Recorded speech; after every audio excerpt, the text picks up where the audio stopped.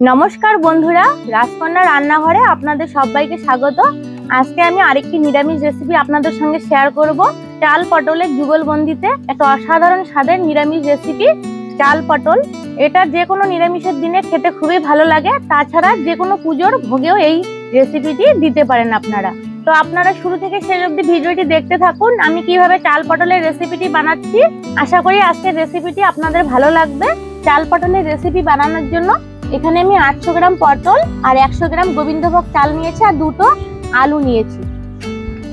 এখন চালটাকে আমি ধুয়ে ভিজিয়ে রাখবো 15-20 মিনিটের মতো।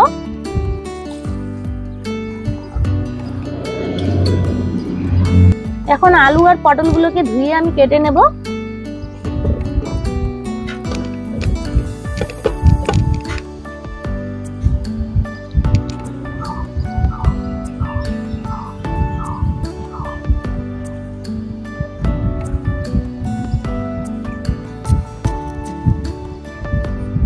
এই পটলগুলো চারদিক থেকে ছুলে নিয়ে মাঝখান থেকে টুকরো করে নেবে।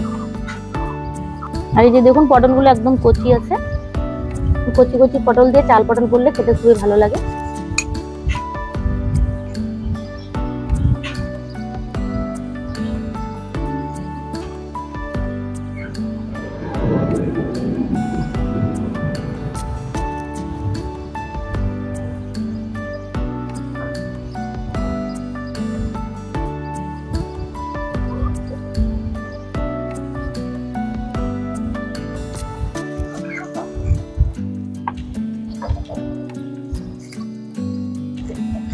আলু পটলগুলো কেটে নিয়েছি। এখন পটলগুলোতে একটু লবণ আর হলুদ মেখে রেখে দেব। স্বাদ মতো লবণ দিলাম, হাফ চামচ হলুদ গুঁড়ো দিলাম।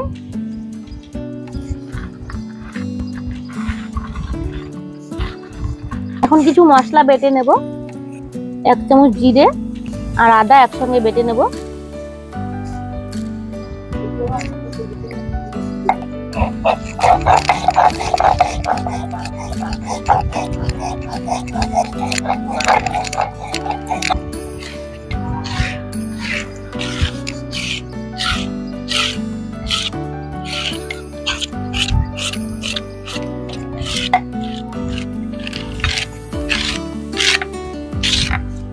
এখন একটু গরম মশলা বেটে নেব।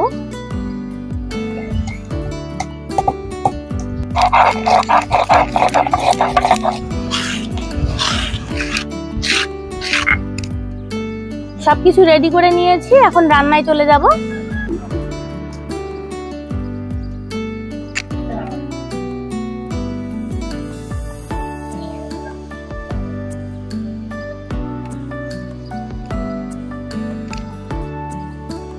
কড়াই গরম হয়ে এসেছে, কড়াই এখন 1 চামচ ঘি দিয়ে দিচ্ছি।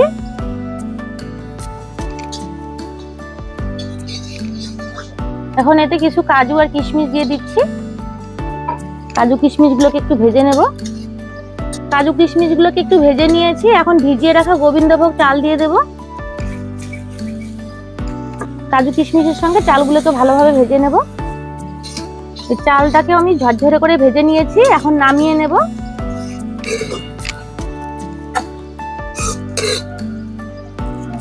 এখন কড়াইয়ে দিয়ে দিচ্ছি সরষের তেল। এখন আলুগুলোকে আমি ভেজে নেব। এখন আলুগুলোতে একটু লবণ দিয়ে দিচ্ছি আর একটু হলুদ গুঁড়ো। আলুগুলো ভালোভাবে ভেজে নিয়েছি, এখন নামিয়ে নেব।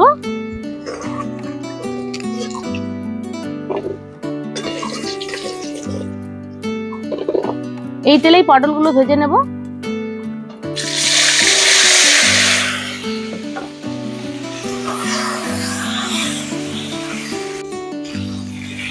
পটলগুলো ভালোভাবে ভেজে নিয়েছি, এখন নামিয়ে নেব।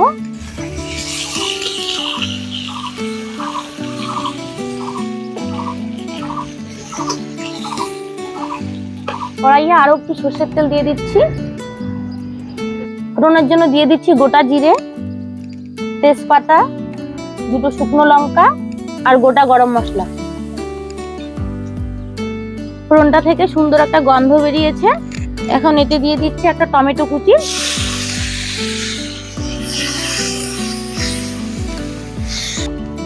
দিয়ে দিচ্ছি আদা জিরে বাটা,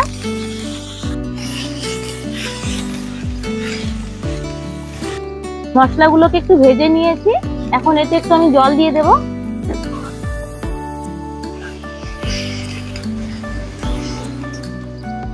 এখন এতে আমি কিছু গুঁড়ো মশলা দেব, তার জন্য আমি জল দিয়ে দিলাম, নয়তো মশলাগুলো পুড়ে যেত। দিয়ে দিচ্ছি হাফ চামচ হলুদ গুঁড়ো, হাফ চামচ লাল লঙ্কার গুঁড়ো, হাফ চামচ ধনে গুঁড়ো। এখন সমস্ত মশলা একসঙ্গে ভালোভাবে কষিয়ে নেব। মশলাটা ভালোভাবে কষিয়ে নিয়েছি, মশলার থেকে তেল ছেড়ে দিয়েছে। এখন চালগুলো দিয়ে দিচ্ছি।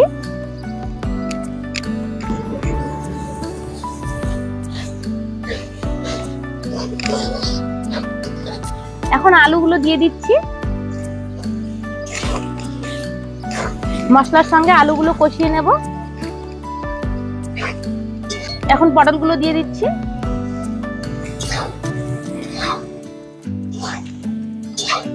পটলগুলোকেও মশলার সঙ্গে কষিয়ে নিয়েছি। এখন এতে দিয়ে দিচ্ছি জল।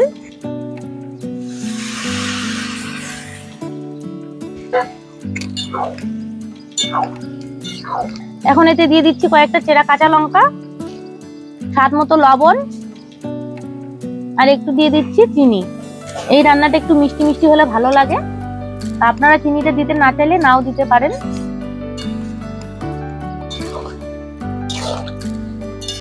এখন 10 মিনিটের মতো ঢেকে দিয়ে রান্না করব, ততক্ষণে আলু পটল চাল সবকিছু সেদ্ধ হয়ে যাবে। 10 মিনিটের মতো ঢেকে রান্না করেছি, এখন ঢাকনা সরিয়ে নেব। দেখুন গ্রেভিটা শুকিয়ে এসেছে, আর আলুগুলো সুন্দরভাবে সেদ্ধ হয়েছে, চালগুলো সেদ্ধ হয়ে গেছে, পটলগুলো সেদ্ধ হয়ে গেছে। চাল পটল প্রায় আমার তৈরি হয়ে এসেছে। এখন এতে আমি বেটে রাখা গরম মশলাটা দিয়ে দিচ্ছি, আর হাফ চামচ দিয়ে দিচ্ছি ঘি। এখন ভালোভাবে মিশিয়ে নেব ঘি আর গরম মশলা।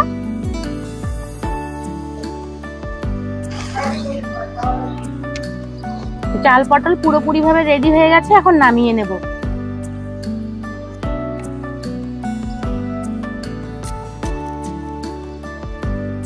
এখন একটা প্লেটে নামিয়ে নেব।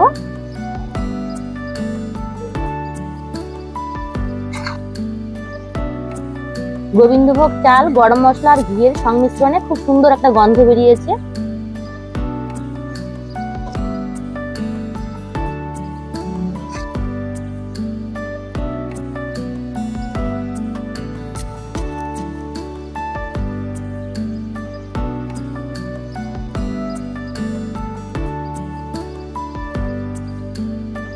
এই যে বন্ধুরা দেখতেই পেলেন, ঝটপট তৈরি হয়ে গেল চাল পটলের রেসিপি। আর এই রেসিপিটি খুব কম উপকরণেই হয়ে যায়, আর খেতে অসাধারণ লাগে। আপনারাও এভাবে বাড়িতে বানিয়ে খাবেন, দেখবেন খুবই ভালো লাগবে।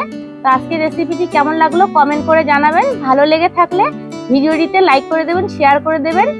আর আমার চ্যানেলটিতে নতুন বন্ধু হয়ে থাকলে চ্যানেলটিকে সাবস্ক্রাইব করে দিয়ে আমার পাশে থাকবেন। ভিডিওটি এখানে শেষ করছি, সবাই ভালো থাকবেন। দেখা হচ্ছে পরবর্তী কোনো রান্নার ভিডিও নিয়ে।